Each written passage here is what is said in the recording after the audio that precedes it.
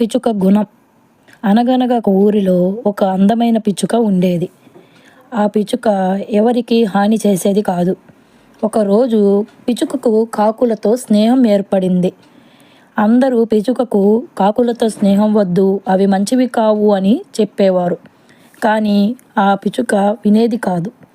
అనుకోకుండా ఒకరోజు కాకులు పిచ్చుకను తమ వెంట రమ్మని పిలిచాయి.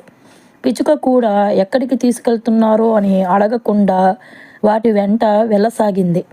కాకులు ఒక రైతు పొలానికి వెళ్ళి మొక్కలను పీకి పంటను నాశనం చేయసాగాయి. పిచ్చుక భయపడింది. ఏమి చెయ్యాలో అర్థం కాలేదు. ఇంతలో రైతులు కాకులను తరిమి కొట్టడం మొదలుపెట్టారు. కాకులు వెంటనే ఎగిరిపోతే పిచ్చుక మాత్రం అక్కడే చిక్కుకుపోయింది. పిచ్చుక రైతులను చూసి, నేను ఏం చేయలేదు, నన్ను వదిలేయండి అని ఎంత వేడుకున్నా కూడా రైతులు పిచ్చుక పొలాన్ని నాశనం చేసిందేమో అని కర్రతో కొన్ని దెబ్బలు కొట్టారు.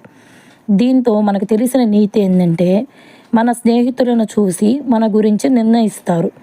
తప్పు మనుషులతో స్నేహం చేస్తే మనం కూడా చెడ్డవారేమో అని ఇతరులు భావిస్తారు.